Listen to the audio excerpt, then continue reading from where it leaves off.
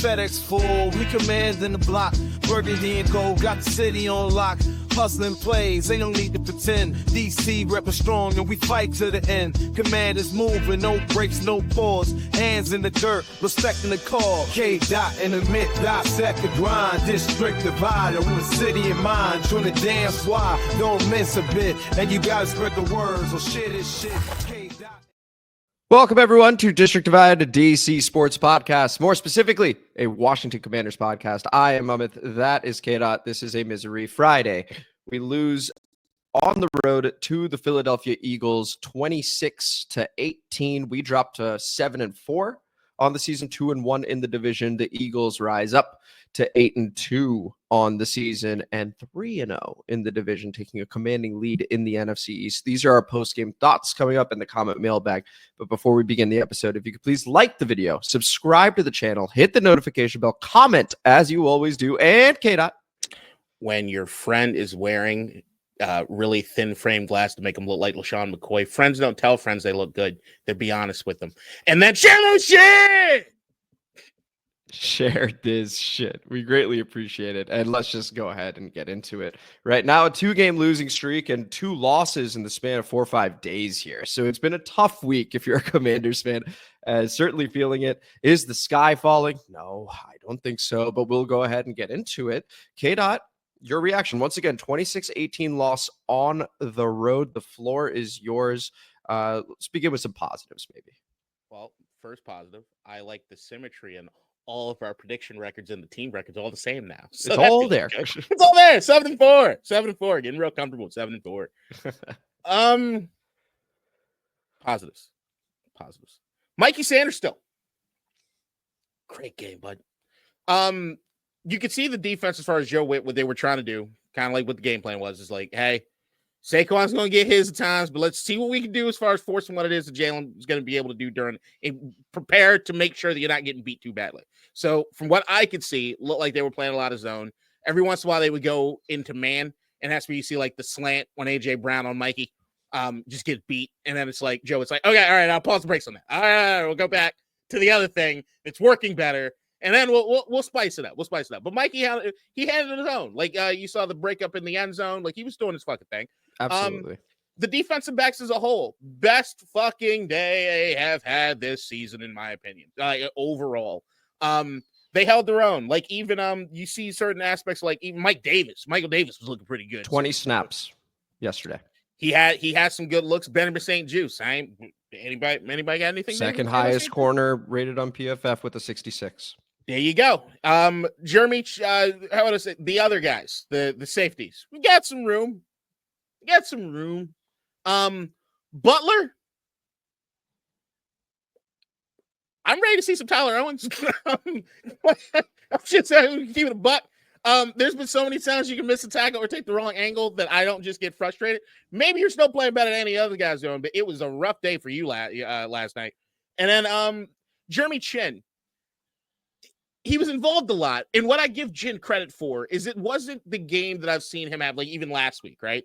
But what Chin did a good job of doing, and maybe this is what the safety's supposed to do, is he allowed things to happen, but he prevented them from being a lot worse than they could be.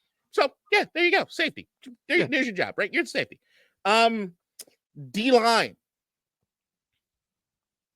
Another one of those days where it's like, anybody on the team special? Any guess special? No? Just going to be just another game? Okay. I will give them some credit as far as eating up some of the gaps and stuff and allowing some of the linebackers to get some flexibility. Luvu had a good day there. There was some stuff as far as Luvu and Wagner that I was seeing as far as like who was supposed to be responsible maybe for Jalen, as far as when he was rolling out, or was it supposed to be more the DN was supposed to drop back and try to get out the outside as far as.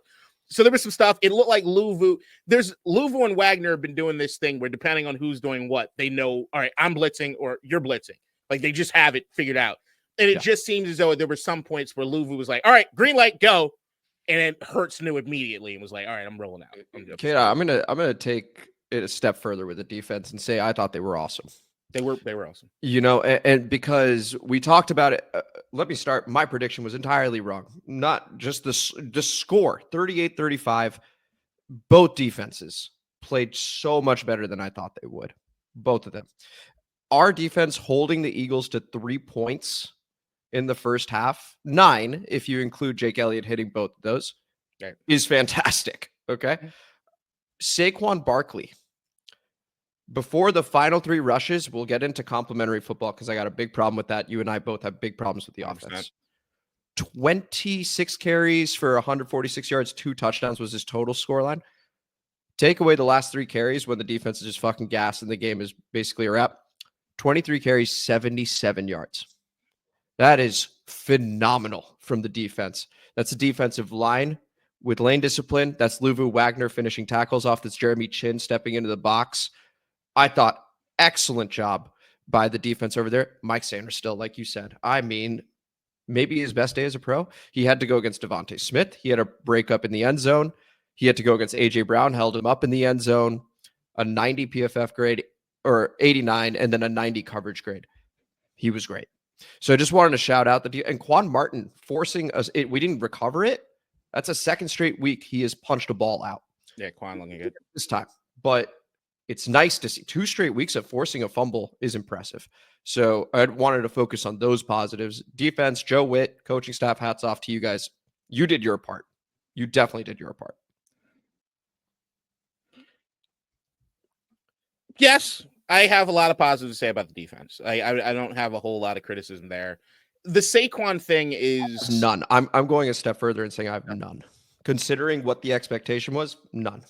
I get it. And we're talking about complimentary football, like especially there at the end. The touchdown, interception, the touchdown again swing just ruined everything, right? The Saquon thing, this is kind of like what you expect from Saquon, and it's the game plan known. It's like Saquon's like this pretty much every week. Like it's not that he's getting 6-yard chunks at a time. It's that he'll but his get 3 chunks are yards coming in the second quarter, the third quarter. His didn't come until late in the fourth. They limited it. There's no doubt. They absolutely limited. But the only other component that I would say is that I thought Kellen Moore was being stupid a lot of this. But we talked about that. I know. But there were moments where it's like, why don't you guys just keep running it? Like, he's going to just keep doing that. And then they were just like, no, it's Hurts' time to do things. And it's like, well, he's clearly not doing anything. Why are you doing that? And it's just, so there were moments like that where I was just like, okay, once again, baked in, predicted it. Like that was going to be the case. But it was, I'm curious. I really do think Saquon should have had 40 carries in this game. He had 26. I know it was a lot. Totals. Yeah. It was a lot, but it was also, Hurts definitely had a fucking concussion, but we'll leave that there. It's just the field goals, the missed field goals and stuff. I mean, I just, after a performance like that, I'm not trying to make everybody feel as though they didn't have an ability to do fucking better, but it's like, yeah, man, as far as what it is, the defense are going in and how talented the other team was, there's a lot of things they can hang their hat on, especially when it comes to the secondary. I think this is a standout game from Sainristil. This game for Sainristil was so good that the conversation about whether or not he's going to be the guy on the outside is legitimate with Marshawn Lattimore. But it also shows to me, as far as this defense and what it is they were able to do against Philadelphia, with the rest of the fucking schedule coming up, with a Marshawn Lattimore potentially playing, they definitely have some opportunities to get some shit done. Maybe a couple things need to get adjusted. Still, defensive line, I think, need to be more special than they are. But no, great bones. Great bones is something good compared to what it is we were seeing early on the season. Yeah, main takeaway for me was optimism and excitement about the defense. This was a huge test. No doubt. Last week was a huge test as well. We got a mini bye coming up, and then we got Dallas, New Orleans. We'll get into the schedule and all that jazz, of course. But nice to know the defense is capable of playing like this against good opposition. Was my takeaway. 2 weeks in a row. Excellent. And we'll get Marshawn Lattimore back for the first time ever. 2 weeks in a row. Defense did what they were supposed to do. They didn't get help. Let's talk about the other stuff, K-Dot. Yep. Man, because the lack of complementary football. And I'm going to go ahead and highlight the first half specifically. So the time of possession, we talk about time of possession a lot on this podcast and why it's important.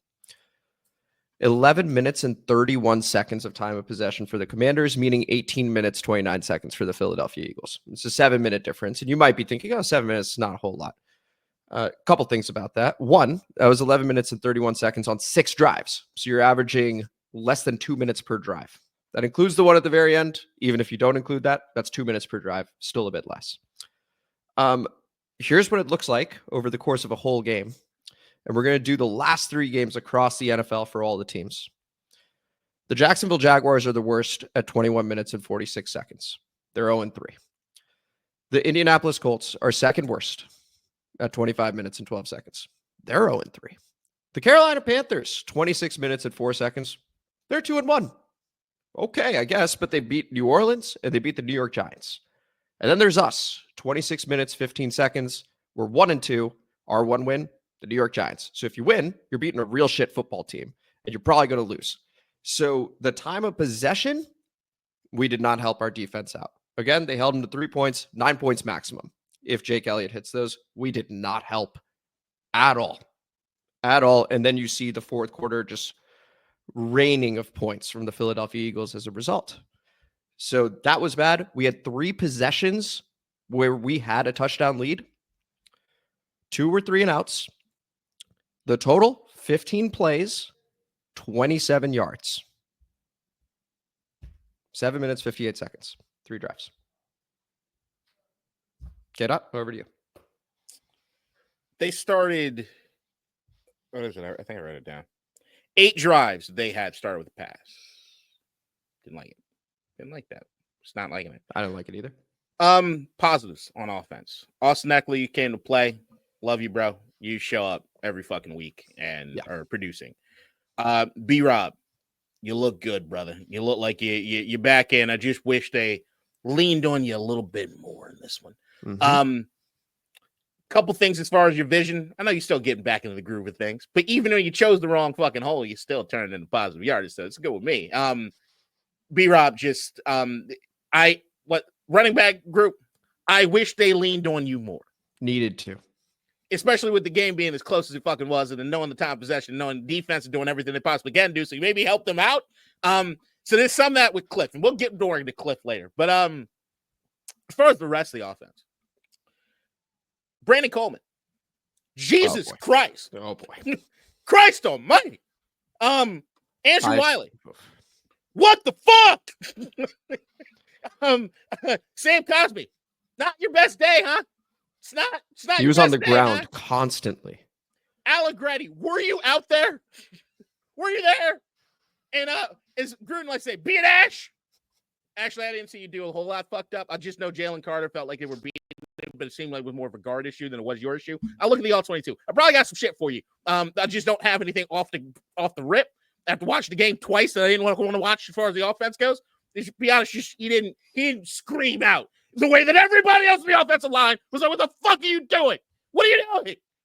Bad looks. The receivers. Are the Eagles just that much better than you? This is what it is. Hey, Terry. Love you, Terry. The Rook was on you 80% of your fucking routes. And you disappeared. You disappeared. Look, I look at the all-22. There were definitely some things that I saw, at least on the broadcast. It's really, really hard to see on the broadcast because of the camera angles, what it is that the coverage is doing when it comes to the development of the play. You have no idea until you can see the all-22, really, right? Mm-hmm. There were definitely some moments where I was like, oh, I think Jaden had some. You guys looked over for that. But it didn't feel like last week where it was just like everybody just wanted to shoot themselves in the fucking foot. It just looked like, yeah, we're just not better than those guys. We're just not as good as those guys. And I don't like that. I don't like that fucking vibe. I don't like that vibe. Yeah. The what I wrote down, K-Dot, and by the way, guys, this is my first time being able to see a full game live, just because of soccer season, stuff like that. So moving forward, I'll be able to watch every single game live and take as many notes as I am. It felt good to be able to do all that. So looking forward to being able to assist more in that regard. But the thing I wrote down, worst game for our offensive line the entire season. No push. We'll get into that fourth down decision as well, because there was some push-pull issue over there as well. Every single player on the offensive line had a rough day. Specifically, Brandon Coleman. He's a rookie. That's going to happen. Highsmith last week. Sweat this week. Got beat like a drum. Tough. He's a rookie. It'll happen. Wiley had a really tough game, like you said. Jalen Carter. Look, the other team gets paid too. Shout out Jalen Carter. I thought he was my player of the game. He was a game wrecker. Every single time we had a busted play, Jalen Carter was in the backfield.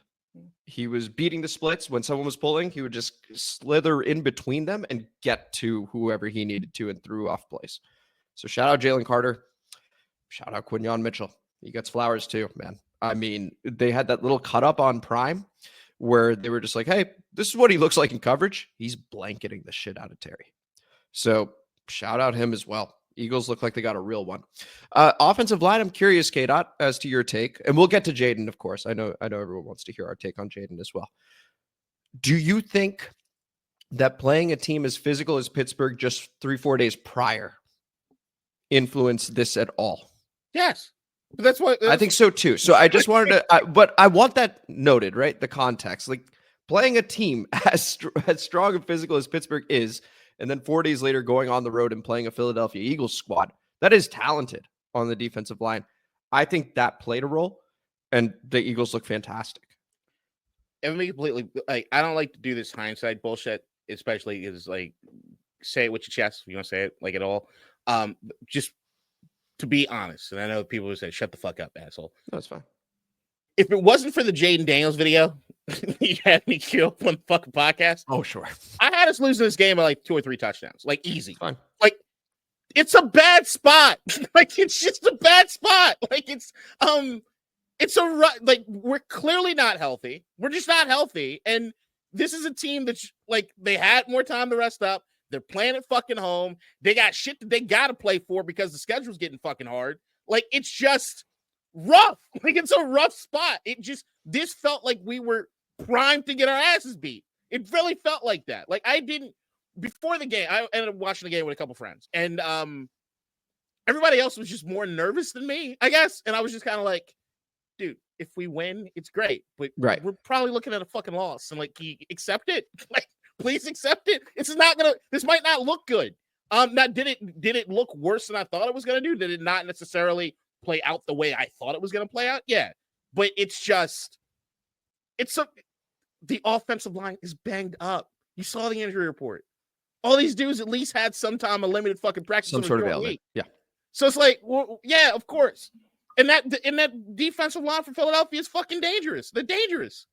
Yeah. And they got a bunch of no-name motherfuckers that are doing all types of shit. That fucking linebacker, who I refuse to learn his fucking name. Zach Bond. Peter Schrager was talking about him all day. I'm sorry. He was incredible. I know, but I'm trying to blank his fucking name out. The white boys, the Reed and Cooper connection, just doing shit and dancing on sidelines. You saw their nickname, the social media nickname for them? I have not. I mean, I don't even know if I should say it's KKK type vibes to it. Ku Klux Clamps. Yep, sounds about right. They both look like TikTokers dance. Like they do, don't they? They do. They have. There's one more punchable TikTok. Jack Doherty. I keep thinking Cooper DeJean looks like Jack Doherty. I hate that fucker. Yeah, man. It's rough spot, and I really did think the offensive line was going to be like, yo. And did Lucas play? I didn't see him much, if at all. I can check. I have the snap counts, and I can pull that up while you continue chatting over here. It looked like it was just Coleman played 100% of the snaps. Let me go back to the rotation. Let me go back to the rotation for now. At least it's not everybody's healthy. Like if everybody, let's try to snipe it all. All right, if everybody's hurt, let's just give you less time. Everybody's gonna just sharing it, okay? But yeah, Coleman had 2 weeks in a row where it's just like, yo. And I know last week it was that they didn't give him any help. I didn't see a lot of help for him this week either, but it felt like everybody on offensive line needed help.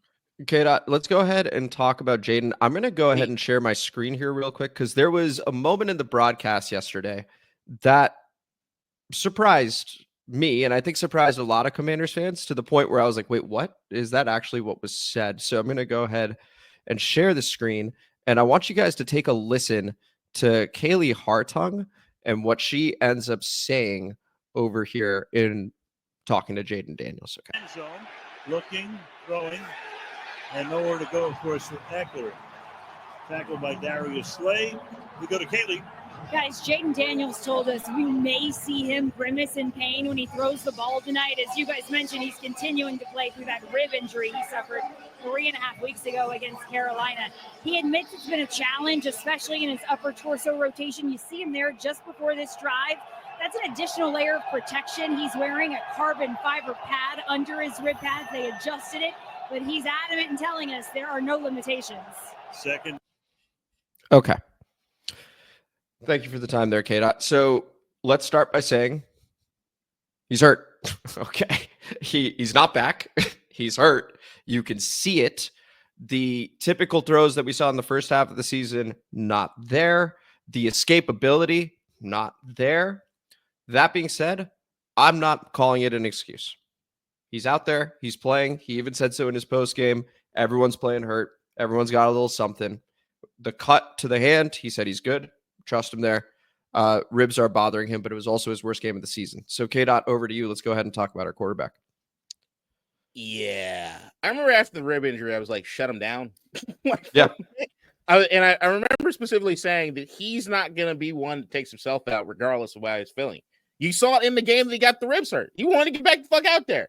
He's not somebody you can let to have the fucking leeway that he wants to have. You've got to stop it. So, yeah, once again, no excuses, though. If you're fucking out there, then it means the coaching staff approved it. It means Jaden approved it, which means we're right for fucking criticizing it. So, like, if you can't get your torso to work the way it needs to fucking work because your rib injury, guess what you probably shouldn't be doing? Playing. Because Mariota didn't look fucking bad for us. Like, we can still potentially get some of these fucking... So, hang on. I just want to be clear. Are you saying Jaden should not be playing right now? Because I disagree. I think he should be playing. I think we're picking up a lot of information off of this. And I still think he gives us the best chance, but he just doesn't look like himself. If there's any singular player that cost us the game last night, it's Jaden Daniels. Okay. I'm not going to say that's the case in the Pittsburgh game. I'm not going to say that. And who do we play before that? The Giants? Yeah. Yeah, they fucking suck. So, like, to me, it's just, I don't like the idea. Like, look, I don't know anything about his fucking rib injury. I don't know if it being out there is elongating something that if he just fucking rested, he'd be better now compared to continue to fucking put stuff on it. Like, I don't know what the deal is. Usually that to me is what injuries do, is like, you can continue to fucking aggravate shit, or you can just chill the fuck out and then come back and be 100%. I don't know if that's the case with this particular injury. I'm just saying that there's no reason, if you clearly cannot put the zip on the ball the way you need to, if you clearly cannot run the way that you are supposed to be running, or you can clearly see you're just not running any sort of natural ability anymore, you're thinking about it or you just can't fucking do it, then, like, there's enough deficiencies in your game that if we're trying to win games, once again, it could be just a decision as far as developing Jaden, and regardless, the playtime out there is the most important thing. Or if you're trying to win the games, to me, the winning the games part, I don't play him right now. Okay. I just think I think that it's already fucking done. Like, it's already done. You get 10 days of rest. We're past this. Yeah. To me, it was the after the rib injury when he was kind of like trying to rush himself back. That to me was like, hey, I don't think this dude is 100%. And if there's still after every fucking drive, he's on the sidelines getting fucking wrapped up and all kinds of shit, and they're showing it, it's like, clearly something's wrong. Like, what? The most interesting look, I was shocked he told Kaylee that. And good reporting from Kaylee Hartung to even get that and get it on the broadcast. That was the moment, Kate, I even wrote that down, where I just go, oh shit. Immediately thought of my prediction. I saw we were up 7. I was like, I am not feeling good anymore. If that is still the case, because I thought with the I'm back that he fully was feeling like himself. But if that's the case, then yeah, he's limited. But if he's out there, he's being held to the same standard as everybody else. So he was 22 of 32, 191 yards, a touchdown, bad pick that Reed Blankenship got over there. 3 sacks, 20 yards, QBR 22.1. That's from 0 to 100. That's easily his worst game of the season. Passer rating 81.6. Seems like you want to say something here, K-Dot. Go ahead. It's just a question came into my head. Because sure. Cliff also is going to catch some fucking he will. Heat. If your quarterback tells you he's healthy and that nothing's being limited in what he's doing, but you can clearly see with your eyes that something's being limited in what he's able to do. Mm-hmm. Is the onus on you as a play caller to change the plays you're calling to allow him to have more? Okay. Yes. It's not just to trust your quarterback and be like, motherfucker, you're costing us shit. Right. It is. You see, because there have been fewer QB runs. For example, there have only been 2 or 3, for example. I'll say this. He's healthy enough. That's the thing. He's not 100%. No. He's healthy enough. He's able to play. And I'm fine with this. I'm fine with him playing. We got a mini bye. I think that's going to help. Against a Dallas team, run the ball. Spoiler alert, you're going to see that. Run the ball. These guys can't stop the run. Then we're going to play against Tennessee. That's a Jeffrey Simmons. Like, you got to look out for these defensive linemen and then get to the bye week. The goal is to get to the bye week and take care of business these next 2 weeks. You can protect Jake with play calling. We'll talk about Cliff. It was just a curiosity. I'm not coming Harvey one way or the other. I don't think, because like to me, it's already done. He's been playing for the last 3 weeks. You're not gonna fucking bench him now. Like, what the fuck? No. What's the point of that? Like, you're not gonna know. It's to me is that I look back and I'm like, I looked at every game, and every game I've been saying after I watched the All-22, I don't think Jaden's good. I don't think Jaden's good. I don't think Jaden's good. Because it's just look. Bill Barnwell of ESPN had these stats as far as the intermediate passes. So 10 to 19 air yards before and after the rib injury. Before, 27 to 35, 425 yards, 2 TDs, 137.2 quarterback rating, and a completion percentage over expected at plus 16.2%. After, 11 of 21, 174 yards, no tutties, an 80.3 rating, and a completion percentage over expected at negative 13.5. Yeah. There's a difference. It's marketed difference. And if you have somebody that can't take advantage or can't get the ball to the receivers, which was what happened yesterday, right? It wasn't just, all right, there's no zip on your ball. Your feet weren't planted for shit.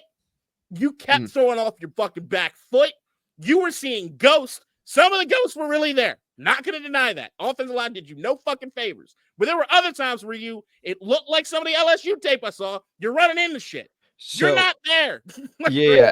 I actually wrote down K-Dot because throwing off the back foot was one of the criticisms I had about some of his college days against. Specifically, it reminded me of the Florida State game last year for LSU. And that was the very first college game entering his Heisman season. It was also his worst game because he got pressured a lot in that game. And you guessed it, he threw off his back foot a lot. So that's something that he's going to need to improve as a rookie QB. That's not something you want, because that's how you get a ball to Noah Brown's feet instead of hitting him in stride like you were doing the first 5-6 weeks of the season. So that needs to be improved. We wanted to provide context for you guys that there was that clip from Kaylee Hartung saying, he ain't right, but he's still healthy enough that he's going to be held to the same standard as everybody else. We're going to see how Cliff and co manage him moving forward, but it wasn't a good day. Let's talk about Cliff Kingsbury because we know Jaden was off. We know that there was a lot of pressure from the offensive line. So from that perspective, it was sort of a stew of everything that could have gone wrong, right? The offensive line is getting bullied, and Jaden is not elusive enough right now to mask that, like maybe he has been able to do in the past. So let's talk about Cliff Kingsbury. What'd you think of the game plan? What could have been better? Because, I'm just going to go ahead and say it wasn't a good game plan. Yeah, I didn't like the game plan. I thought the game was entirely too close to be thrown as many times as you were throwing at Cliff, but if you know Jaden wasn't doing what he needed to do. I know when you look at the stat line at the end of the game, you're like, oh, everybody got some touches. Fuck that. No, it wasn't enough. Wasn't enough compared to what it is that the game flow was showing. Also, I keep going back to how many times he threw on fucking first down. The first series, he threw the screen, which kind of worked out a bit. A lot of Eckler fucking getting involved and stuff, but it's like, all right, can you you're trying to recreate some of the running stuff with some of the short game stuff. I get it. But there's another element to punching a motherfucker in the mouth by running the fucking football. When Brian Robinson looked like he was one of those, it was one of those games where feed me, like Saquon Barkley. It's only a matter of time before I start breaking shit, which he showed at certain points. He was breaking shit. They had to even call, some of the stuff got called back. Like, it was like, what the fuck? So like, I got issues with some of the shit. But then, look, I mentioned it before the game. The Cliff Kingsbury second half downfall stuff, like, look, I don't want to buy into it. I think that there's been things on the first half of the season that look different than anything else that Cliff Kingsbury's done. But if you look at the numbers of every year that he's been coaching, you can't help but see very immediately that there's a trend. And it's a really rough thing. You cannot look at the numbers and not think there's something to this. And if there's something to this, I gave this coaching staff a lot of credit, and the reason I wanted them is I like guys that learn from their mistakes, and I like guys being in the room to hold people accountable to learning from their mistakes. If you got more to say on Cliff, because I'm about to expand into some Dan Quinn shit. Well, I mean, just that I'm in agreement with you there. I thought that the game plan for this one was running the ball. When Brian Robinson was cleared, he wasn't questionable, and he said he's a full go. Well, use him. right? Especially this week, especially in a week where you're going against another good defensive line. It's a short week, and you know that your quarterback's limited, right? I know he says no limitations, that's fine, but if you just look at him, he's not as elusive, he's not as creative, he's not hitting people in stride the way he was. You know that. So doing that, running the ball with a battering ram in Brian Robinson, with Austin Eckler, pound for pound, that's his nickname. I mean, that helps your offensive line out. That helps your quarterback out. It's all connected, helps your defense out. That's the complementary football. And it starts with being able to run and protect everybody else on the roster. That's how it starts. And so I was very disappointed with the way that we came out. Again, the time of possession was shit. The 3 possessions up 7 were shit. It was a very bad game plan, objectively. Back to you. Cliff, Dan, what the fuck happened at the end of the game? What was that drive? What the fuck are you doing? How does no one look like they're on the same page about what it is you're supposed to be doing? Why is Cliff calling fucking runs when you're trying to get the fucking play? Why is the offense not moving with any sort of realm of fucking like we need to get you done? There's a word for it. I'm blanking on it. But there's Rhythm, speed, or it's like moving cohesion, with purpose. You're moving with purpose. There's no purpose in your movements. You're being lackadaisical. And the offensive lineman is just walking. Being casual. Too casual. And you got Dan Quinn on the sideline fucking screaming. No sense of urgency. Screaming. Yeah. Go! I saw that. It's like, what? How? They're clearly, I gave this coaching staff credit for their ability to communicate. Red flags, motherfucker. Red flags. That was not okay. There was no cohesiveness on what the fuck you were trying to do. It almost looked like, yeah, we just want to potentially maybe score so it doesn't feel that embarrassing at the end of the game. Just to help your point out, K-Dot, if there was urgency, I know the broadcast was saying the game was over. You're down 16. Saquon actually made a mistake running into the end zone. I know that there was 4 or 5 minutes left, whatever. That gave us life. Once you see that, with a sense of urgency, if you score before the 2-minute warning and you have 2 timeouts, you at least give yourself a shot at being able to get the ball back with no timeouts, down 8, because we did end up getting the 2-point conversion. So if you're able to do that before, you don't need to onside kick. You've got a shot. And that lackadaisical approach on offense, which I think we all noticed, to your point, K-Dot, also screwed us. So go ahead. But that's my thing is like, if I'm seeing the head coach scream, why are you guys not doing something? Then clearly somebody didn't communicate or somebody didn't talk. There was a part of me, even when watching the game live, it was like, oh, they let Saquon score. Oh, they let him score. They want to get, because the last thing you want to do at this particular point in the game is you can tell the defense is tired and you don't want Saquon just doing that whole, I'm going to get 6 yards a chunk. I'm going to get 5 yards a chunk. You know, I'm going to extend this to 3rd down, but I'm going to convert it. Even Kenneth Gainwell at one point was like, I got mine now. It was just, but you like, even the moment I saw they let Saquon score, and I was like, or maybe they let him score. When I then look at what the offense did, I was like, all right, well, that can't be the case because they look defeated. And as far from a body language standpoint, that's the other thing that I'm saying for the last 2 weeks. Jaden, that dumb fucking smile is gone. It ain't been there in a couple weeks. And that to me has been a huge red flag for me. Is every time they show Jaden on the sideline, he looks. It's not like he's in his own zone. He's like looking on. Yeah, I'm not willing to go red flag on that just yet, just because I know that he's a bit banged up as well. You read the article I read about Jaden and what it is that he his life and how he overcame stuff, right? Mm-hmm. And you remember in a part of that article, they talked about how Jaden found it extremely important to never change the expression on his face. Yes, during or after a game. It was extreme. It's in the forefront of his mind that he makes sure that he's always keeping the same energy, regardless of wherever it is. There's a difference in his energy. He might be hurt, might be whatever. But as I know, when reading that and looking over the course of his career, that he has that in the forefront of his mind, then clearly either something so bad that he can't think or execute on what that thought process is, or it's just bad, or things have just gotten bad. No, it's also a step up in class, right? He's in the NFL now. This isn't college. Like there's also that aspect of it. So I anticipate he's going to be fine. I anticipate that it will be at the forefront. And right now he's going through some growing pains. Every rookie so far has gone through some growing pains. I think these are his. Look, I've been saying from the beginning of the year, I'm waiting for the bad Jaden game. This I'm is waiting it. for the bad Jaden game. This was it. And it was against the Philadelphia Eagles, which is an extremely talented team. And I want to give them a lot of credit for their talent. I want to say that their secondary just shut down the wide receivers. They just did that fucking good. And we're not going to run into any of those issues.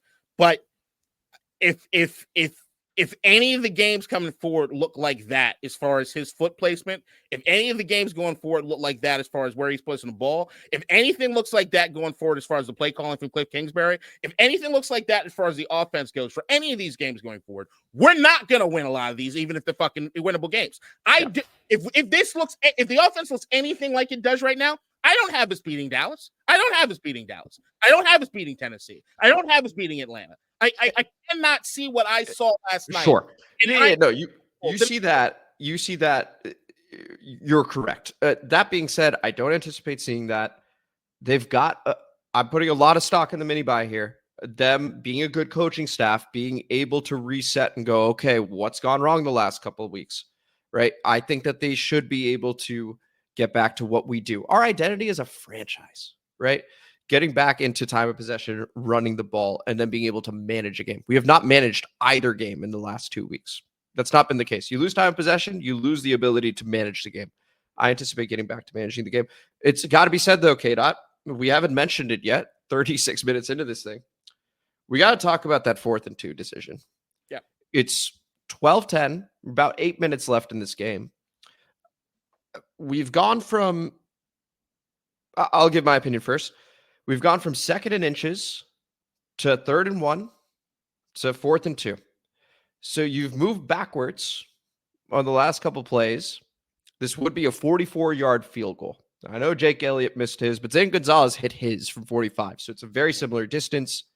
Shout out Zane Gonzalez one more time, doing exactly what he needs to do. In the moment, I did not like the decision. But I was like, okay, we're 15 for 15 on 4th down. Fuck it. Let's see. But I didn't like it. The result, of course, I really didn't like. If you kick that field goal and Zane Gonzalez makes it, here's what happens. You're up 1 with 8 minutes left. The Eagles do not trust Jake Elliott. So at that moment, they're down 1. You're giving your defense a lead to play with. And let's say the Eagles trot down the field and they score and they make the 2-point conversion. Well, you probably got about 4 minutes left and you're down 1 score. Let's say they eat 6 minutes off the clock. 2 minutes, down 1 score, 20-13. So when you put those things together, I know it's hard to do in the moment, but that's what coaching is. It was a bad decision. It was objectively a bad decision. So that's where I'm at, K-Dot. What did you make of that decision? Because of that coaching let us down as well. Not just the offense, coaching as well. Anytime I look at those things, I look at whatever the outcome was. If it worked, it worked. If it didn't, it didn't. It didn't work, so it didn't work. So, but I thought the process was wrong too this time. Okay. So I was watching the game with 4 other people. One person didn't really care about the game. The other 3 people did care about the game. In that moment, I was the only one that was saying go for it. Now, the reason I've said go for it, and you've heard me say this after a few games this season, is that I want the identity of the team to be one in which we go for it. That there is no discussion. There is no looking at the analytics. It's going for it. It's what Dan Campbell does in Detroit. It's what I think a lot of the league has kind of adopted after Dan Campbell being a little more risky when it comes to that, because it's an attitude thing. It's just, to me, it's an attitude thing. And it's what it is we've done on 4th down over the course of this season that has sort of come to an abrupt halt these last 2 weeks.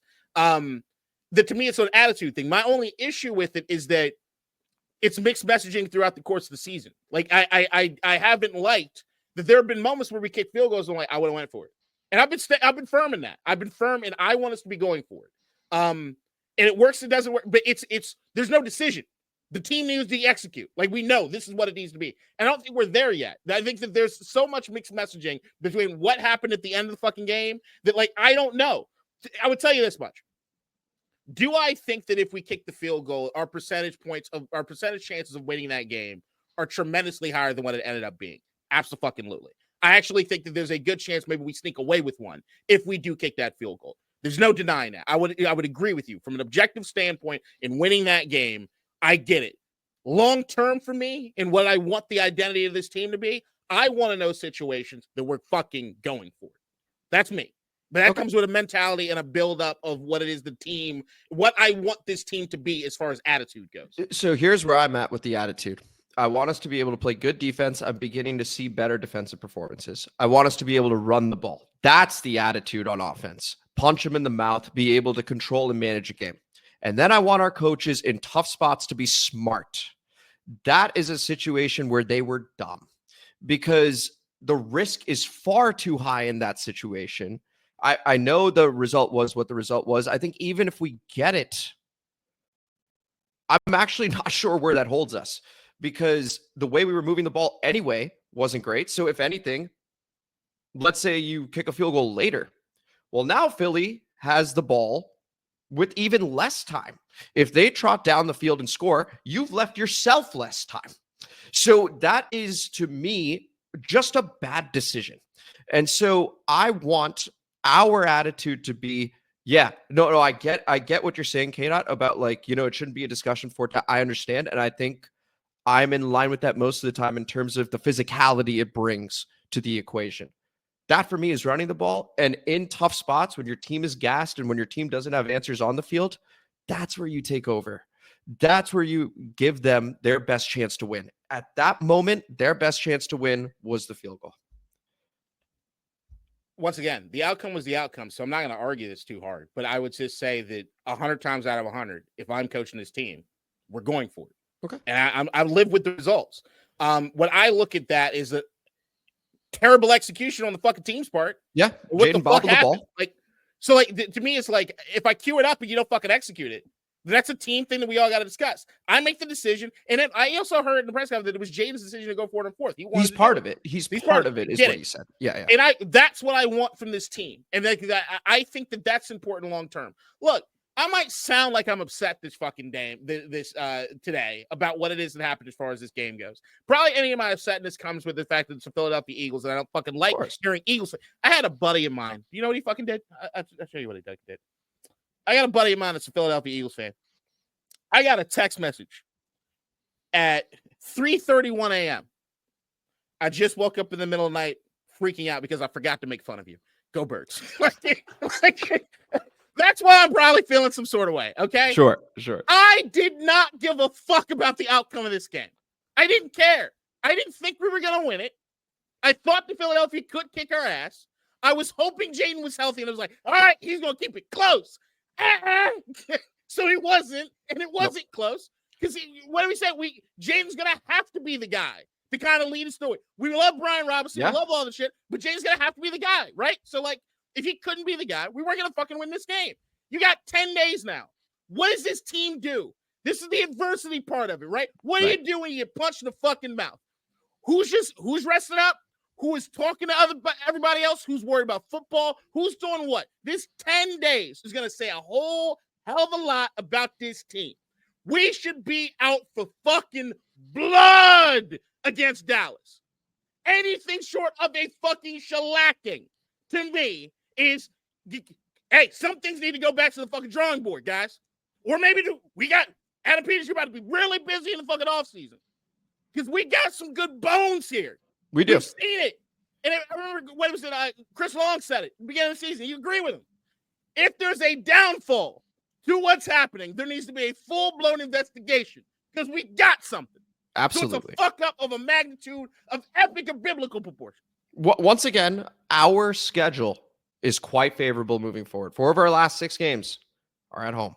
We've got we've got Dallas, then we've got Tennessee, then we've got a bye week. Then we're at New Orleans. And then we see this team again. So, and in the meanwhile, they play the Rams. They play, who is it? The Ravens. They play the Panthers. And I believe they play the Steelers. And then it's us because they've already had their bye. So they have 4 games to our 3. So that's a tough It's a tough little slate there. It's a tough thing. It's no game doubt. on. It's still game on. It's game on. But I will tell you right now, if we're looking at trends, one team's doing this, other team's doing this. So like, I'm just saying, like, we have been close in games with tough teams. We talked about it. We were tough. We played the fuck out of Baltimore, even though probably should have been a bigger discrepancy than what it was at the end. But regardless, Pittsburgh played hard, was in it. This game, to me, the score does not reflect what it was that this game was.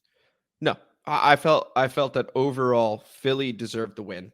They got the win. Easy. That's what happens. So anyway, we didn't pull up the box score because the box score is damning. Oh yeah, absolutely. You can if you want to. Yeah, there you go. So the 434 yards, and again, I maintain that I thought the defense did a great job because I thought they did more than enough of their role, their part of the complementary football, and the offense didn't. And so that actually inflates, to me, Philadelphia's total yards. So that's a point we make on this podcast a lot. So just to be clear. But look at that. It's still a 200 or 150 yard difference. Like, that still happened. Yards per play, 4.2 to 6.2. We only had 93 rushing yards. We're fourth in the NFL in rushing, and that's what we do, right? And then the time of possession we talk about. I mean, go ahead, K-Dot. Yeah, it's the rush yards and the time of possession. It's the two thing. That's the identity for me, right? Win those. That's where I'm at with There's only been one game this season where I didn't come out here and just scream, run the ball into a microphone, okay? You didn't listen, guys. You didn't listen this time. I'm frustrated that you didn't listen because this game looks different if you stick with the fucking game plan. And I expected Kellen Moore to be stupid. I don't expect Cliff to be stupid. We actually got outcoached in this game. It was a shame. It's Nick Sirianni led, Kellen Moore on the that's a shame. Joe Witt, I thought, did a great job. The rest, come on.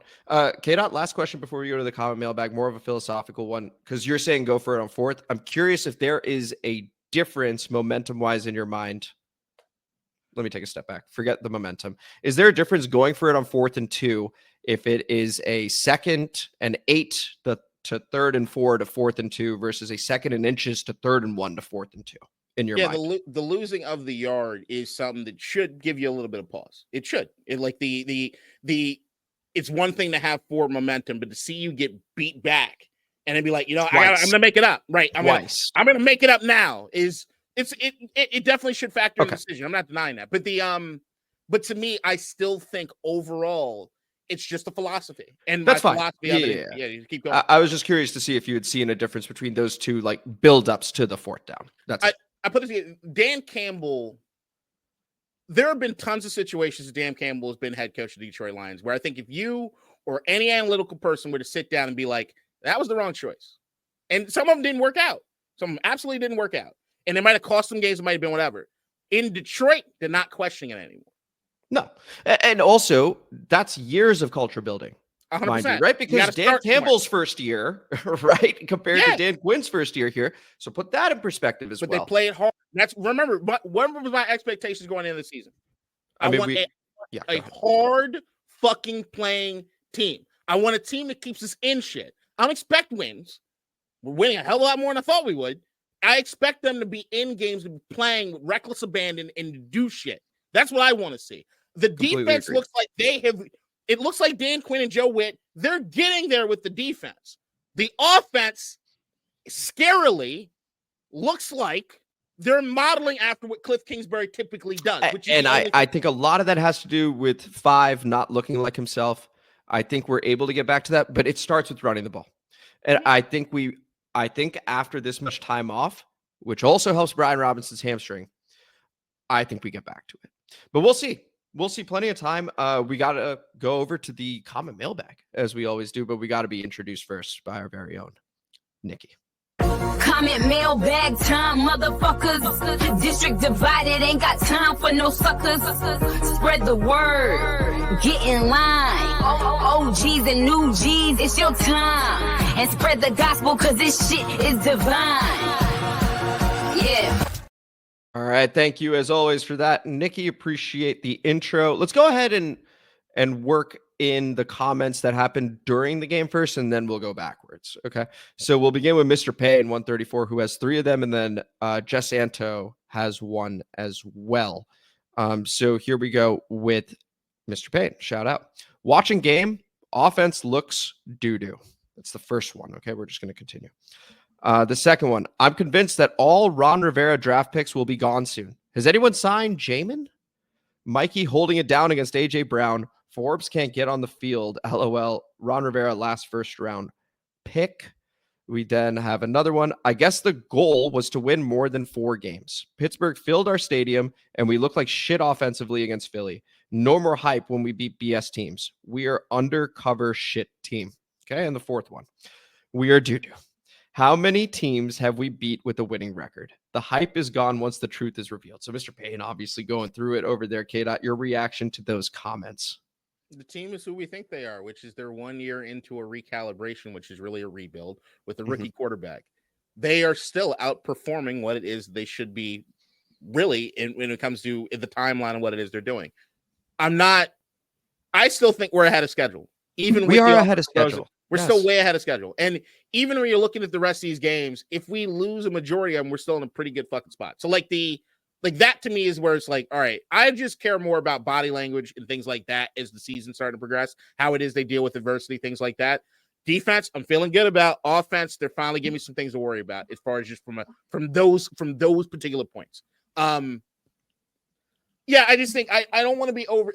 Once again, I think getting a text from a friend who's a fucking Eagles fan has got me sounding more emotionally than I really am about this game. Yeah. I'm not. It's the timing, and then looking at how we performed against some of the other guys. You'd assume that this is probably going to be the outcome. Yeah, I mean, guys, 2 losses in 5 days hurts. It would hurt no matter what. And because we were 7-3 entering, or 7-2, I'm sorry, entering that setup, and now we're 7-4, we doubled our losses in 5 days, right? So of course it hurts when you put it that way. We just lost at Philly, and we all have Philly friends that are just assholes. It is true. Okay. And so they're the loudest little fucking Jalen Hurts isn't that good to me. Like, I thought we did enough to be. See, I'll get into it too. It ain't the time to do it. Yeah, that's that. Listen, yeah, you're right, because we'll see him again. We'll see him again, and I think it'll be much better. But congrats to the Eagles. But I don't think it makes us a bad team all of a sudden. I just want to remind people we doubled our losses in 5 days. It doesn't make us bad. We need to get healthy and get back to what we do. I have faith that we can do that. Do you like Bill Simmons? Yeah, I'm all right with Bill. So I don't read enough of his stuff or listen to enough of his stuff. But when I have, I'm like, okay, yeah. Well, when I was watching the game with some guys, they all hated Bill Simmons. So I wanted to say that before. I was testing the water. I'm a Bill Simmons guy. Yeah. Simmons said something. So my Sunday ritual after football is after I watch a full day of football, he goes live with Cousin Sal for like 2.5 hours. After the long football day, I watch all of it. Okay. I fucking love it. When they guess the lines for next week. And he said something a couple weeks ago. It rang so true for me. He's like, Washington is really looking at going from 7-2 to 7-4. And everyone that's been on their dick for the last 10 weeks that have not really been paying attention to this game or about to jump off the bandwagon, and they're going to be mean when they do so. Prepare yourself. It is not the sky falling. It's you played 2 of the toughest team on your fucking schedule. Correct. Back to back on a short week on the second one. This is not a grand indictment on anything. Nope. It's just you're going to hear a lot of motherfuckers chirping. Adam Rank talking shit. This guy's talking shit right now. Don't overreact. Don't overreact. And a lot of this does hinge on the health of number 5. If he's healthy, this whole thing looks a lot different. Does he get healthy? That's a big question. We go over to Jess Santo. Shout out. Fucking gross, bro. Another fourth quarter breakdown. They dominated those fucking turds for 3 quarters. I'd love to know what Jaden and Terry were saying after the game. We bullied them the first half. Jaden didn't quit, and that Ertz 2-point was crazy, but yet again, we took the foot off the gas. The Eagles' D-line did get penetration the second half, but it did not overly affect Daniels. Jess, this is the first time I'm going to disagree with a lot of what you said, but K-Dot, what's your reaction? I thought the pressure was an issue. I also think Jaden did a lot of shit just on his own. Like, I think that there were times where he had time, did not take advantage at all. There were times where he held on to the ball so much longer than he needed to. It like what I gave. That's why the All-22 is going to be interesting when you break that down. if I'm being completely honest, the all 22, I'm scared. I'm a little scared. I'm excited because I want to figure out, were people actually covered? Were they not intermediate? And if he's not cutting it loose, that talks about the ribs, in my opinion. Theory. This is what I'm nervous about. I think this game was not just. I actually think this is a bit of a regression as far as decision making. Okay. I gave Jaden Daniels a lot of credit for being decisive. He would take what the defense was giving him and make the choice. My issue early on was, hey, there's something better out there. Like, you made the easy choice. There's something better out there. But remember, wasn't too critical about him because it was still a positive play. What I'm seeing now, at least in this last game, I saw a lot of times where it's like, you have guys that I can see on the screen right now that are open. It's first down. Positive yards, dude. I don't need a first down. Positive yardage. Just get the ball in his hands. Hold on the ball, hold on the ball, hold on the ball. And then duck at somebody's fucking feet or the pressure gets there. I didn't see that early on the season. I didn't see him being hurt and also trying to be the home run hitter. I don't want, like, that's not a good combination. Right. You don't want that combo. You need some of the decision making for, if you're hurt, be decisive, fucker. Just be decisive. You don't need everything in every chunk. There's something open. Do it. And I think I saw that on the screen last night, even without the all 22. Okay. I'm scared that there's going to be more of that than the other thing. And no getting around. I know Quinyon Mitchell shut Terry down for a person a game. I'm going to see that. I'm going to absolutely see that.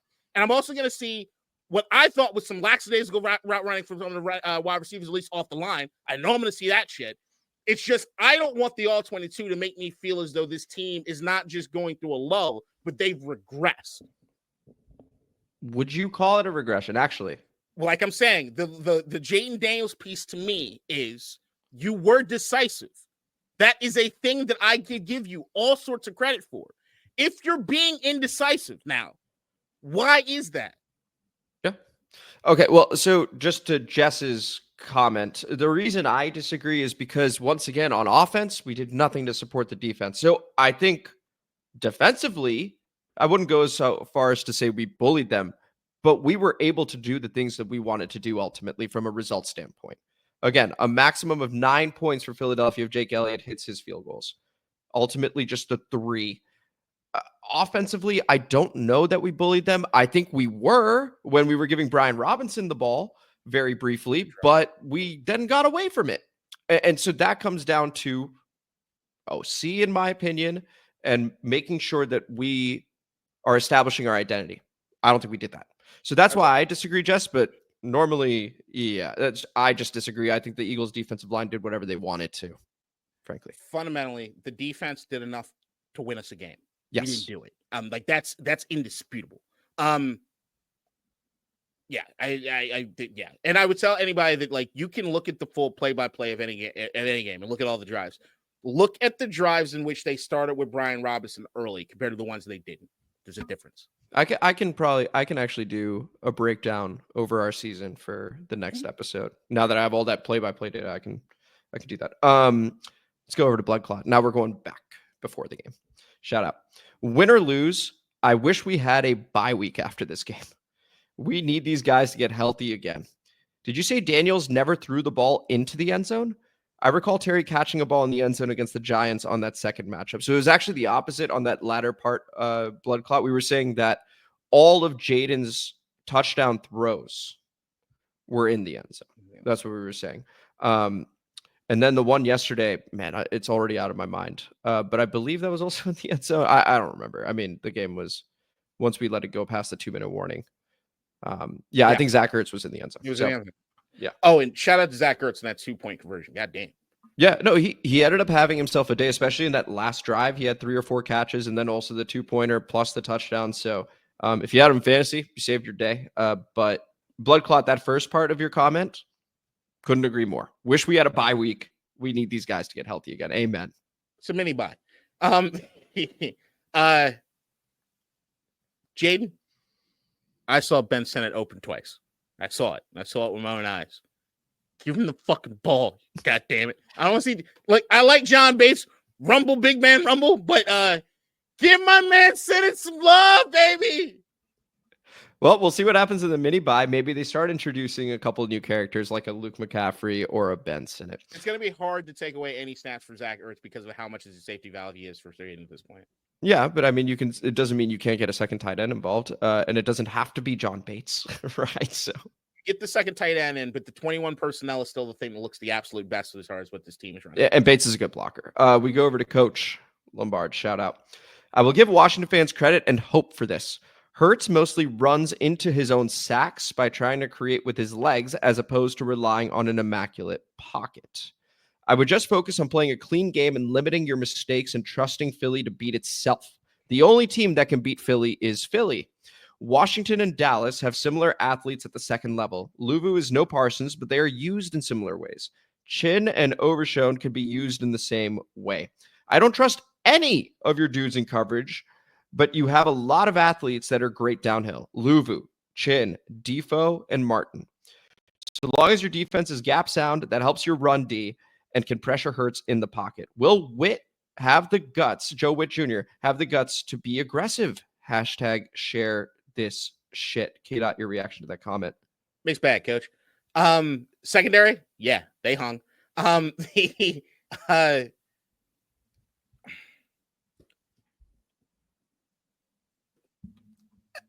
do I say this without being completely disrespectful? Just go for it. Hating Pennsylvania at this particular point. It's been it's unnecessary. Yeah. It's all right. I can say this. Go ahead. Philadelphia tried to blow it. Like they did try. Like the stuff at the end, Saquon's going to get his. The same thing I said about Derrick Henry. He did that shit in the fourth quarter. It's like he's gonna get it. But during most of this game, I was just like, if we score one more time, we're gonna win this thing. Like if we just get a 2-score lead, we're gonna win this thing. And he just couldn't fucking do it. No, I think the defense hung better than anybody. Come on, Coach, you got to give them credit. They hung better than you thought they were going to. Joe Witt played called a sound fucking game, and it did not hurt the Jalen Hurts look concussed most of the fucking game. Also want to shout out Coach, whose prediction was 26-20 Philly. Awfully close. That was from the last comment mailbag. I was looking for it just now. So that's why my eyes were wandering on the other monitor. But 26-20 was the call from Coach. Saquon Barkley was player of the game. Statistically, Saquon Barkley was player of the game. I still give it to Jalen Carter, who I thought was awesome. I think he stopped a lot of what we wanted to do offensively and made it a living nightmare for the rest of our offensive line, because then you got to support, try and help him out to block Jalen Carter. Other people are eating one-on-one. But Saquon statistically, great game. Yeah, Saquon's yards at the end of the game was not the difference in whether or not they won or lost. Correct. Big Papa Grizzly, shout out. Finally, a game I can watch. Living on the West Coast and being a fan of an East Coast team really sucks for viewing. Good thing I get Bram, Logan, and London on the radio call every week. Don't need you this week, boys. No predictions this week. No expectations. I just want to enjoy this game. Go Commanders. Beat the Birds. What's that face for? Don't need us? No. Don't need you this week was in reference to the radio guys. Because he's watching. Sorry. I'm a little touchy-feely. No, you're fine. You're fine. When I initially read it too, I was like, oh. But then I read the previous sentence. Like, oh. I wish you could have tuned in for a better performance. Yeah. Honestly, that would have been great. But Big Papa, we love you, buddy. And Mr. Payne, one more time. Should be a good game. I'm hopeful we Commanders win. And then, of course, we saw the meltdown from Mr. Payne right after. This game meant a lot to fans, of course, whenever you're playing a divisional opponent, specifically the Philadelphia Eagles. Emotionally charged environment. First place on the line at this moment in the season. Tough one to lose. And also losing to Pittsburgh a few days before. It's tough. It's a tough time, but the sky is not falling.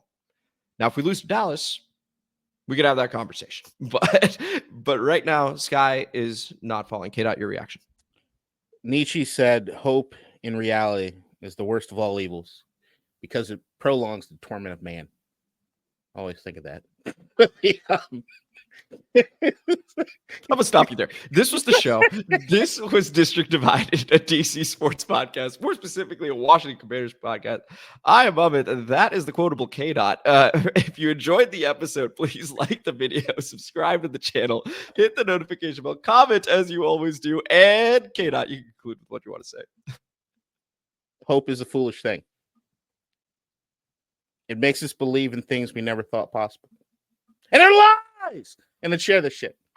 Share this shit. We appreciate you guys. Maybe we do a separate all 22 for this game just because there is a bit of a gap. I don't know. Let's think all 22 and around the league. Let's take a look at what's happening with our side piece teams. We'll see you guys next time. So until then, take it easy. Bye, everybody. In DC, we're just hoping that you listen.